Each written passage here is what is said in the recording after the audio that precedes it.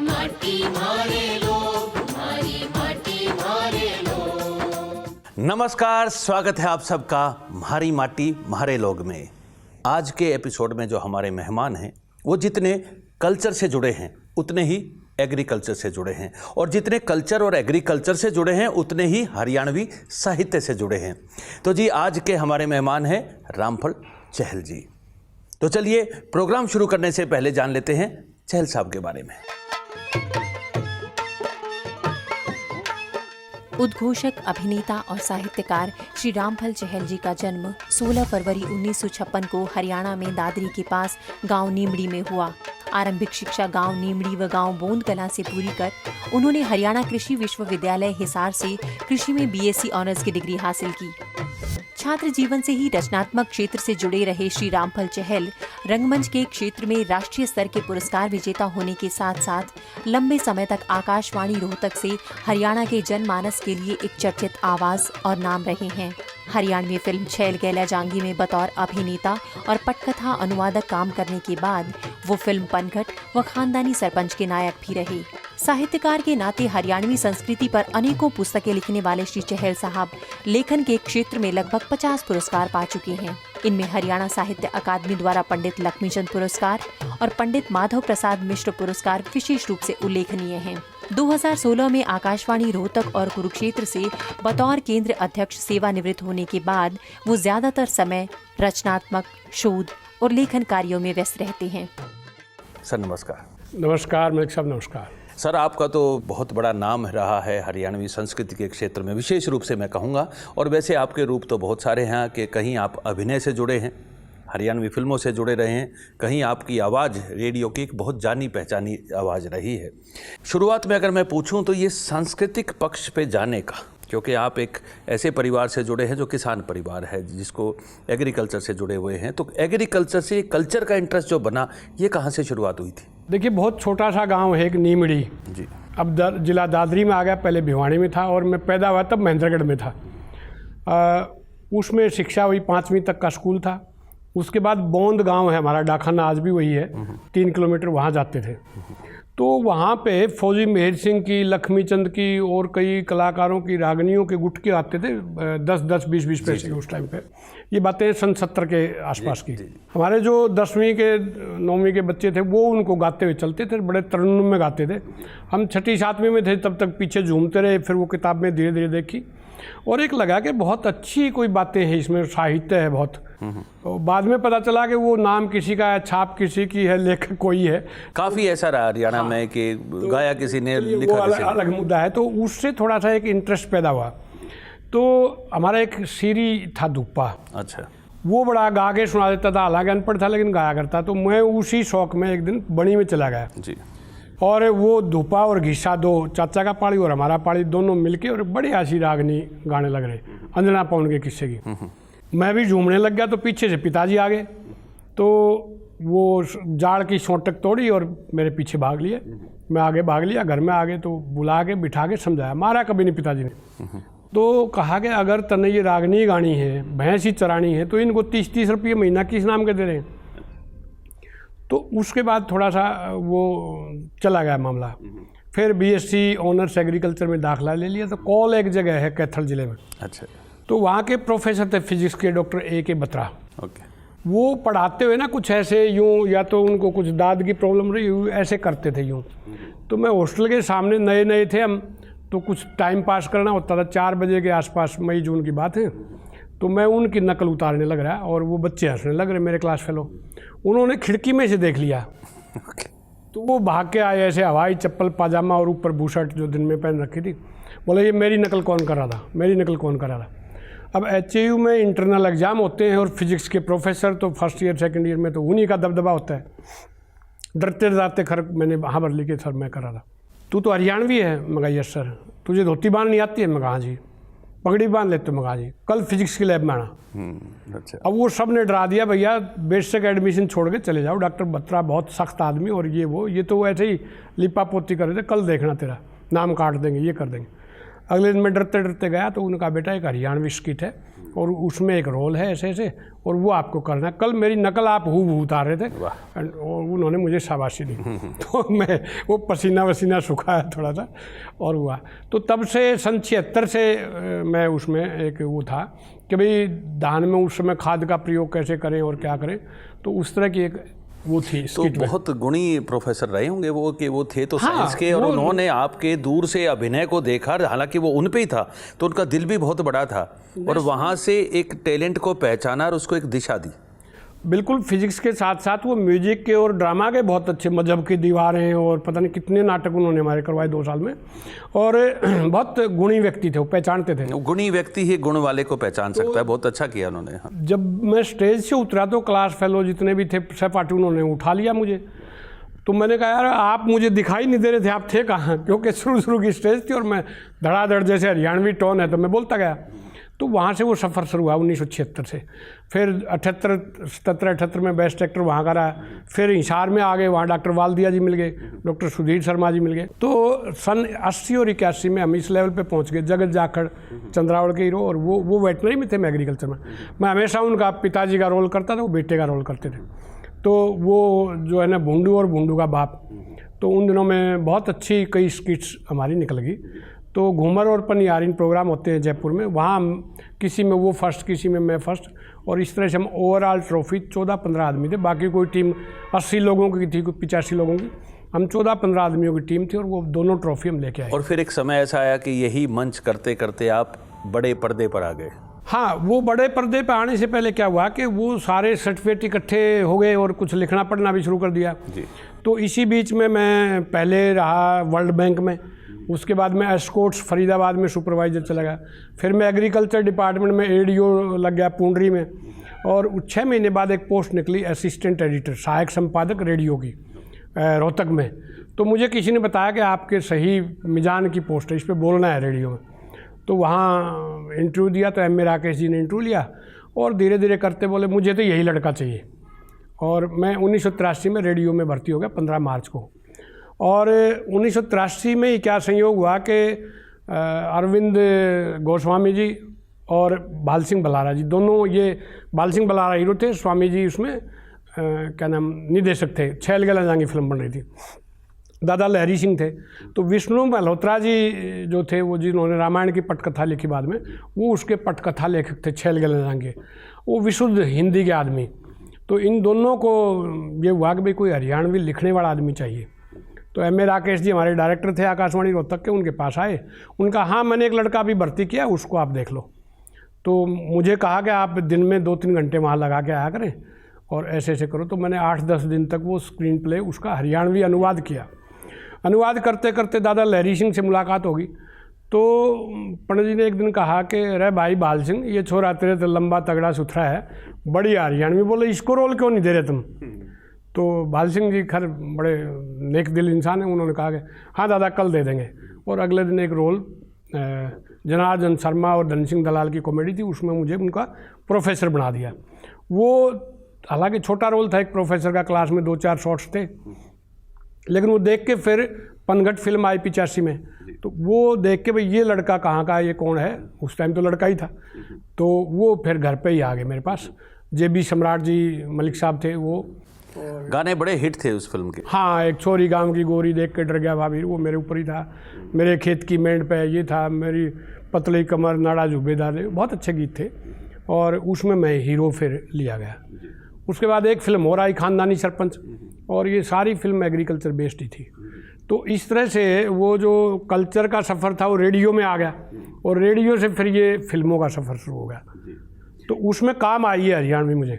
Okay, तो ये जो आपको मतलब एक टेस्ट लगा हरियाणवी का, जो आपने रेडियो पे भी प्रयोग किया, ये जो आपने हरियाणवी फिल्मों में भी किया, रेडियो का ऐसा कोई काम जो आपको होता है मेमोरेबल आपको लगता हो, जो आज आप याद करना चाहें, हमसे शेयर करना चाहें? देखिए, रेडियो के टाइम पे एक तो सांग बहुत की हमने, कैलाश वर्मा जी बहुत गुणी आदमी हैं म्यूजिक के, तो वो सांग की निर्देशन करते थे और मैं उसमें एक सूत्रधार की भूमिका निभाता था।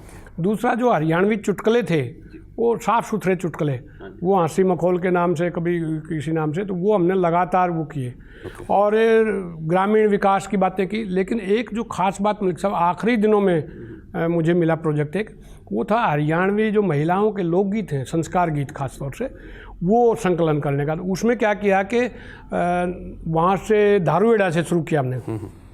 अलग अलग जातियों की 5-5 महिलाएं हर गांव से, और 3-3, 4-4 के ग्रुप लेके 20-20, 15-15 गीत।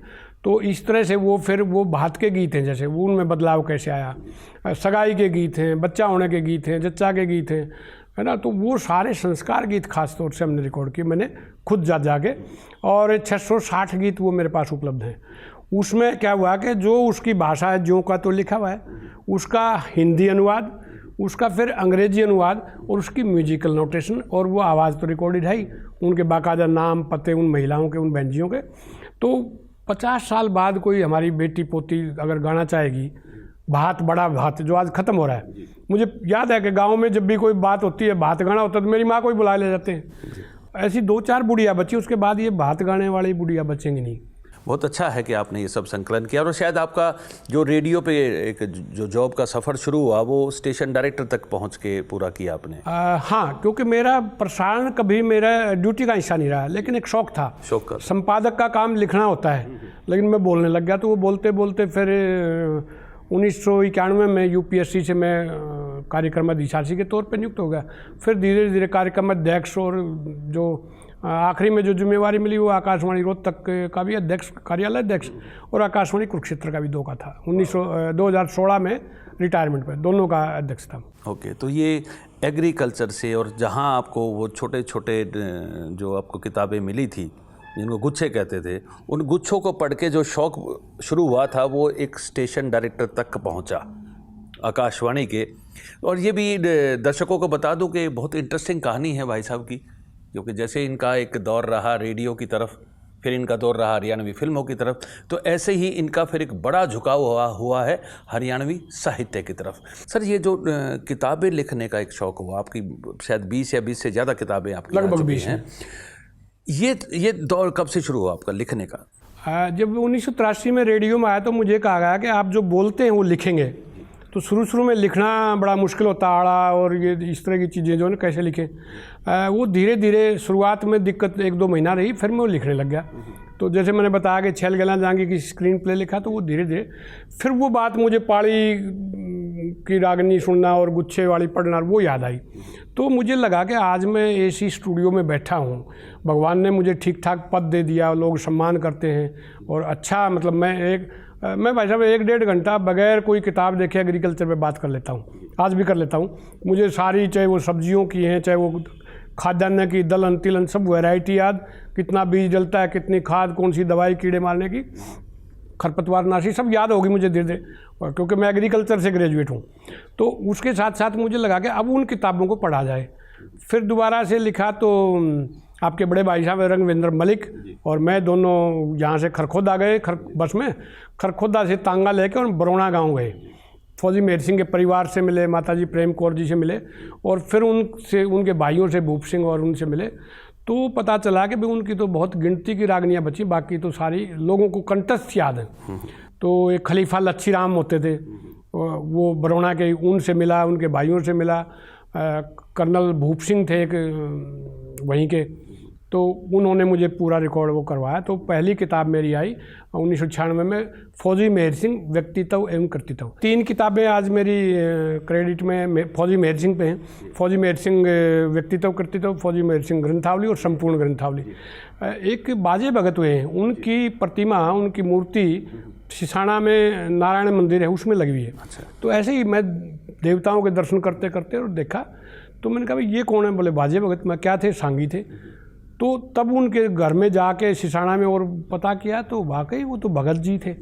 उनके बारे में एक सुल्तान थे फरमाना, हाँ, से, जो सत्य फरमाना के पिताजी थे, हाँ, वो भी, उनसे हमारी बातचीत हुई थी। तो उन्होंने कहा कि अराउंड 34 किस्से उन्होंने गुरु भक्ति में, हाँ, क्योंकि उन्होंने उन्हीं से सीखा था, तो उनको लगा कि वो अपने गुरु को गुरु दक्षिणा नहीं दे पाए, तो गुरु दक्षिणा के रूप में 34 किस्से उन्होंने अपने गुरु के नाम से लिख दिए। सुल्तान सिंह ने? सुल्तान सिंह, वो अलग किस्से हैं।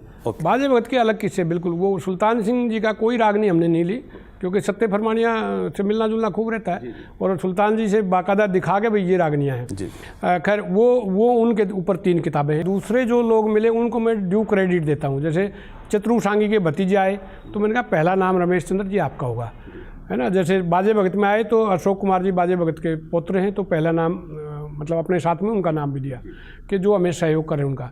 तो इस तरह से पंडित कृष्णचंद नादान है, उन्होंने मुझे पूरा साहित्य दिया, उन पे किताब आई। पंडित जगन्नाथ से एक दिन ऐसे ही चर्चा करते करते बोले भाई जब पहली किताब छपी थी उसके बीच में तो इतने आए और हो गया मेरा। मैंने कहा लाओ दादा दे दो, तो वो पंडित जगन्नाथ पे लिखी। तो इस तरह से अगर देखें तो वर्ग जो ऐसे थे जिनको किसी कारण से थोड़ा सा पीछे रखा गया, उन पे चाहे वो चतुरू थे, चाहे वो बाजे भगत थे, चाहे रामकृष्ण व्यास थे, तो उन पे सब पे मैंने लिखा और उनकी एक बहुत ही बढ़िया काम हुआ सब ये। और ख़ास तौर से जो आपने अपनी इस जॉब के साथ साथ काम करते करते इनको संकलन करके किताबों का जो रूप दिया है, ये कई पीढ़ियों तक काम आएगा।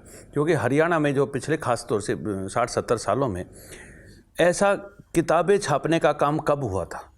जो दौर आप लोगों ने, आप हैं, आपके साथ में और भी कई मित्र हैं आपके, जिन्होंने ये 90 के दशक में जो एक नई शुरुआत की है। मैं इसको नई शुरुआत कहूँगा क्योंकि किताबें तो चाहे वो गुच्छे के रूप में छप रही थी या किसी न किसी रूप में पहले भी छपी होंगी, लेकिन ये एक नई शुरुआत हुई है आप लोगों लोक साहित्य का जो संकलन हुआ है, एक दौर शुरू हुआ है। हम अपने ढंग से एफर्ट कर रहे हैं, हम कहीं एल्बम्स बना के कर रहे हैं, कहीं फिल्में बना के कर रहे हैं, कहीं चैनल्स चला के कर रहे हैं कि एक हरियाणवी का माहौल बने, और उसमें जो किताबों का रोल आप लोगों ने विशेष रूप से निभाया, ये कई पीढ़ियों तक काम आएगा, हमारे भी काम आएगा।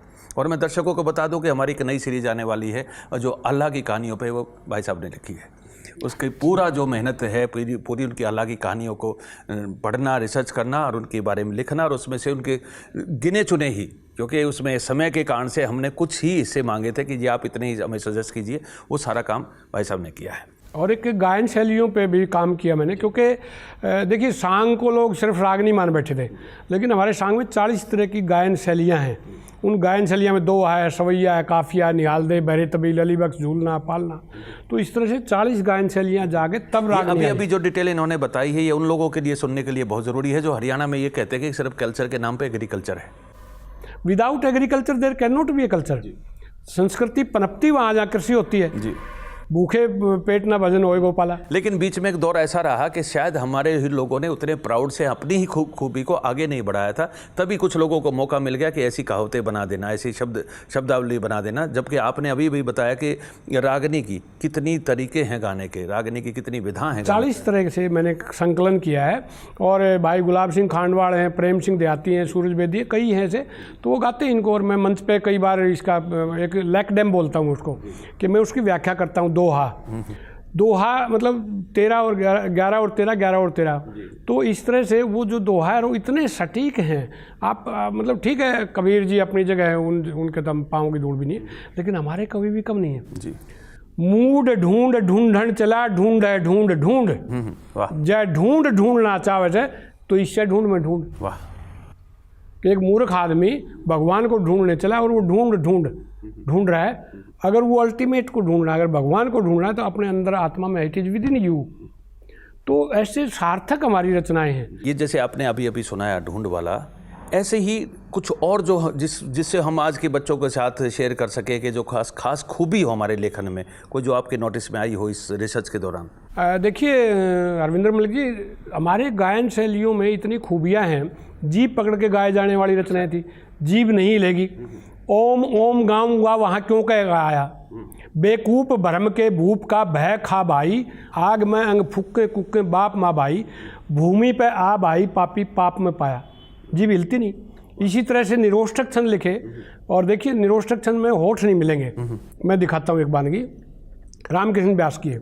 खास तौर से जो हरियाणवी के आलोचक हैं या हरियाणवी को छोटा नीचा या छोटा देखते हैं, वो इसको जरूर ध्यान से देखें।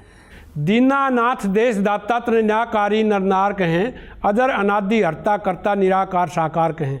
नर की देह धारण करके कारज करता है जग का, गलत नहीं तेरे ते सारा कार्य सकता है जग का, कारण करता है जग का तने इसीलिए जगतार कहें।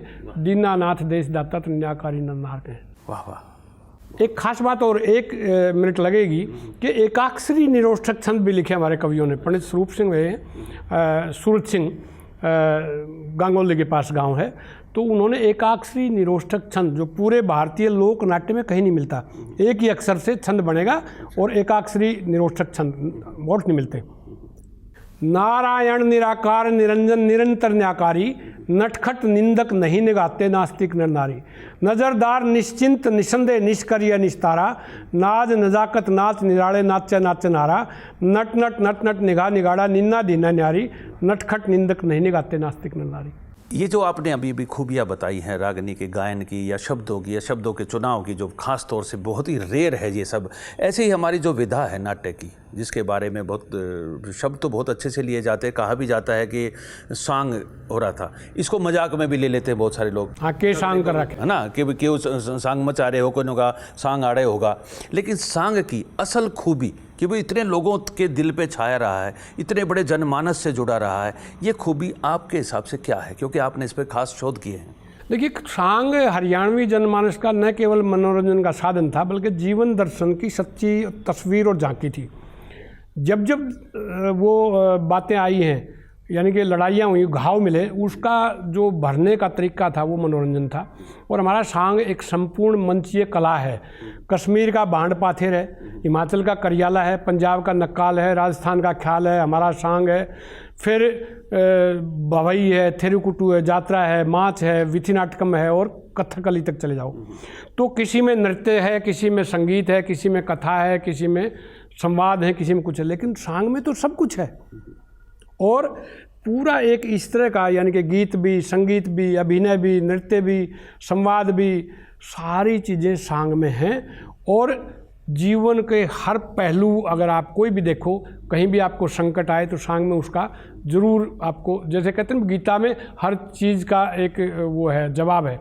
इसी तरह से हमारे संपूर्ण नाट्य कला को पढ़ा जाए तो हर चीज़ का, धर्म हार धन कोय खाओ शाणे मानस का आग्रह, है ना। तो कलम कामनी घड़ी छड़ी यूँ कर्म जो गहरी है, जिसके हाथ में उससे की हो जाए दुनिया न्यू कहरी है, सुननी वीर गरीब के धन का झाड़ झाड़ बहरी है। इनकी ऐसी रचनाएं हमारी मिलती हैं। एक चीज़ मैंने नोट की है सर, कि हरियाणा में पहले कॉलेज ऑफ आर्ट्स नहीं था, आज कॉलेज ऑफ आर्ट्स हो गया, लोग पेंटिंग पढ़ा रहे हैं, सिखा रहे हैं, सिनेमा का भी इंस्टीट्यूट शुरू हो गया, रंगमंच का कोई अभी शायद इंस्टीट्यूट नहीं है, जैसे कोई डिपार्टमेंट ऑफ थिएटर हो, ऐसा एक इंस्टीट्यूट हो।